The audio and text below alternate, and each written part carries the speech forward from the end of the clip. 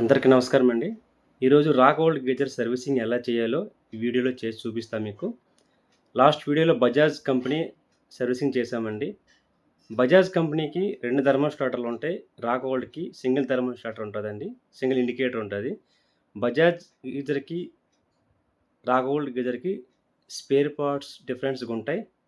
అవేంటో చూద్దాం వీడియోలో. చూడండి చివరి వరకు. లైక్ చేయండి. సబ్స్క్రైబ్ చేయండి. Thank you.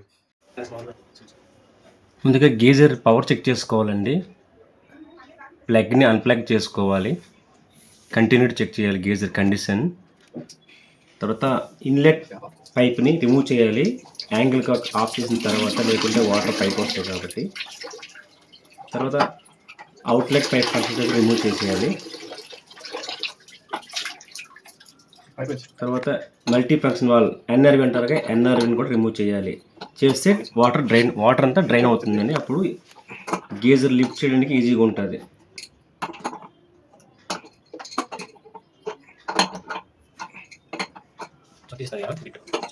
ఇప్పుడు స్పానర్ యూజ్ చేసి మల్టీ ఫంక్షన్ వాల్వ్ ఓపెన్ చేస్తే వాటర్ అంతా డ్రైన్ అవుతుంది.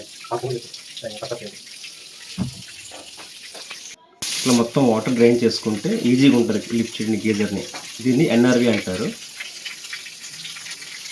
Non returnable valve. ఇట్లా ఈజీగా వాటర్ తీసిన తర్వాత వెయిట్ లెస్ అవుద్దండి. గీజర్ వెయిట్ తక్కువ ఉంటుందండి, వాటర్ వల్ల వెయిట్ ఎక్కువ ఉంటుంది. ఆ 2 క్యాప్స్ ఉంటాయిగా, ఆ 2 క్యాప్స్ ఓపెన్ చేస్తే లోపల స్క్రూస్ ఉంటాయండి. ఆ 2 స్క్రూస్ ఓపెన్ చేస్తే పైన క్యాప్ రిమూవ్ అవుతుంది.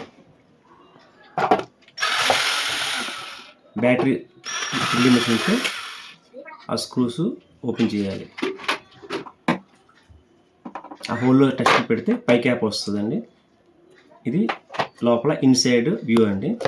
ఇది సింగిల్ థర్మోస్టాటర్ గీజర్ అండి. రాక్ వరల్డ్ గీజర్ సింగిల్ థర్మోస్టాటర్ అంటే సింగిల్ ఇండికేటర్ ఉంటుంది.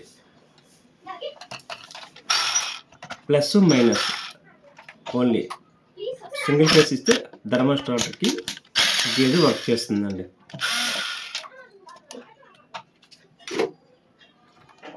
పేసు నోటలు రిమూవ్ చేసి, ఎర్తింగ్ కూడా రిమూవ్ చేసి పైకి తీస్తే ఇది థర్మోస్టాటర్ ఉంటుంది. ఇది సింగిల్ థర్మోస్టాటర్ గీజర్. ఇది రాక్ వరల్డ్. పైన నాబ్ ఉంటుంది, అది టెంపరేచర్ కంట్రోల్ కోసం నాబ్. అది బ్లూ కలర్ది నాబు. ఇది హెల్మెట్ అండి, హెల్మెట్. అది దాన్ని 4 నట్ బోల్ట్స్ ఉంటాయి. మిషన్తో ఓపెన్ చేసి బయటకు రిమూవ్ చేయాలి.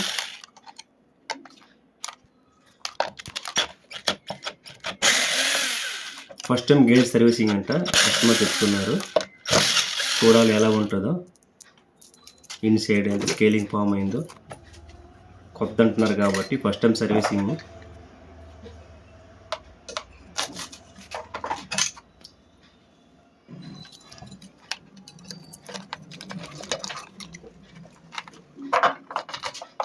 చూడండి ఎంత టైట్గా ఉంది.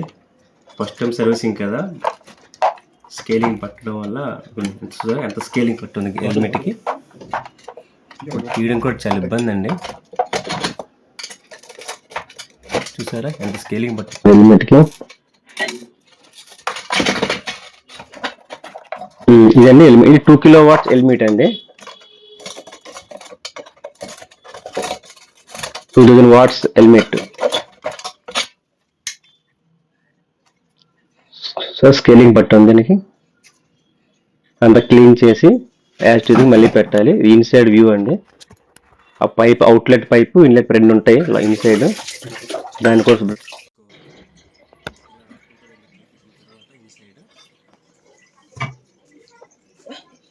దీన్ని కూడా క్లీన్ చేసామండి, హెల్మెట్ని కూడా. యాస్టిజ్ పెట్టేయాలి. మార్కింగ్ చేసుకోవాలండి తీసేటప్పుడు. కొత్త వాళ్ళైతే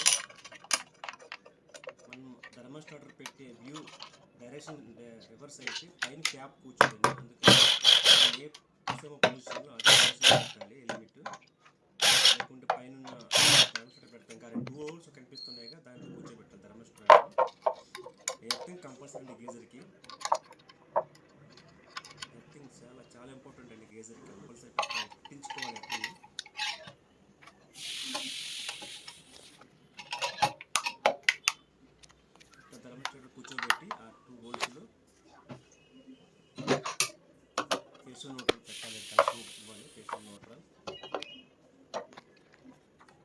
ఇది సింగిల్ థర్మోస్టాటర్ కేబుల్ అండి. ఇంకా మన ఏవో స్మిత్, క్రాంప్టన్, చాలా కంపెనీలు టూ థర్మోస్టాటర్లు ఉంటాయి. రాక్వోల్ట్ మాత్రమే సింగిల్ థర్మోస్టాట్, సింగిల్ ఇండికేటర్ ఉంటుందండి.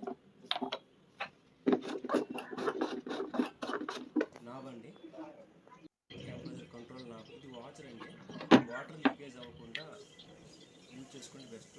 హోల్డ్ తీసేసి కట్ చేసుకొని ఇట్లా టైట్ చేసుకుంటే వాటర్ లీకేజ్ కంట్రోల్ అవుతుంది. ఇంకా ఇన్స్టాల్ చేసాం గేజర్ని. Inlet pipe,